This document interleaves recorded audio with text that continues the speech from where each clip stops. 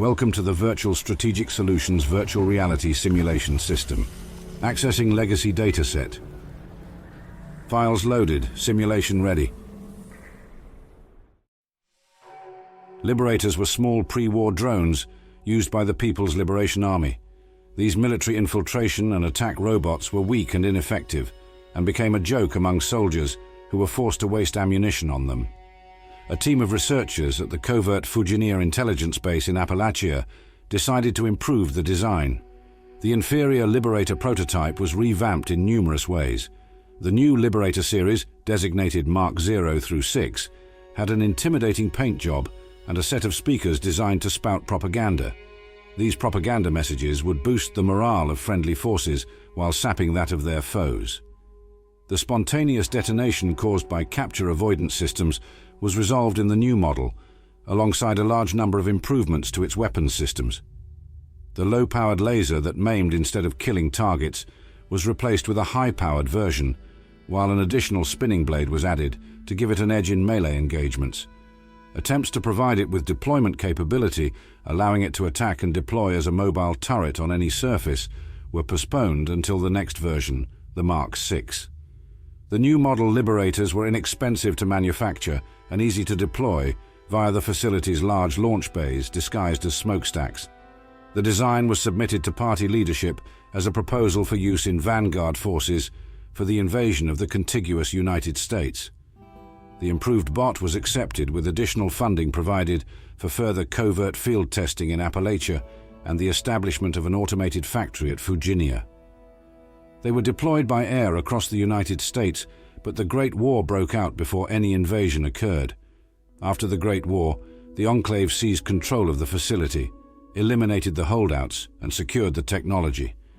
President Thomas Eckhart later deliberately unleashed them on Appalachia in an attempt to trick the DEFCON system into raising the alert status.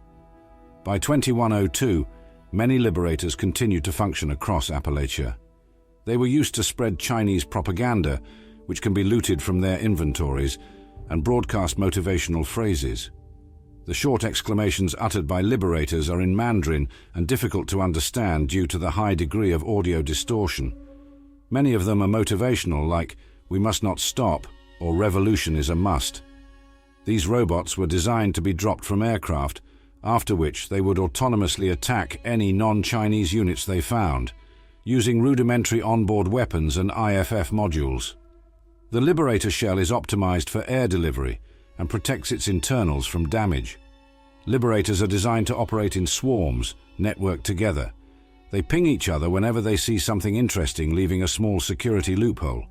This security loophole can be exploited by engineers familiar with Chinese technology to track down different pieces of Chinese tech.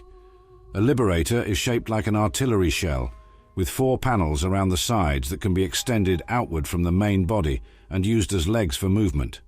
The top end of the Liberator conceals 4 blades that allow it to perform slashing attacks or glide short distances, crashing into its targets. The Liberator chassis is painted 2 tones of blue with a red star emblazoned around the machine's eye. The body Drunken Dragon Point, a reference to the machine's erratic flying attack and extendable hidden spike. Its eye is capable of firing a weak laser, and it often vocalizes in Chinese when attacking. A Liberator can also fly into the air and pull its legs in, lunging at an enemy to attack with its central spike and the spinning blades hidden in its chassis. In some locations like the Fujiniya Intelligence Base, they can lie in a dormant state to appear as though they are deactivated to ambush unsuspecting targets and catch them off guard. Liberators share a single model, and there is no meaningful difference in gameplay attributes between them, beyond increased health pools and damage dealt.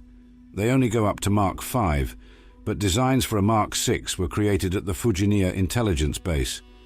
These were never put into production, but they were going to replace the Mark 5 and solve numerous problems that plagued the older models. These are reprogrammed Liberators that act as part of the Wild West Showdown attraction at Nuka World on tour. Their red star is no longer lit. They make yapping animal noises rather than speaking Chinese, and they have cute-style animal faces drawn under their stars.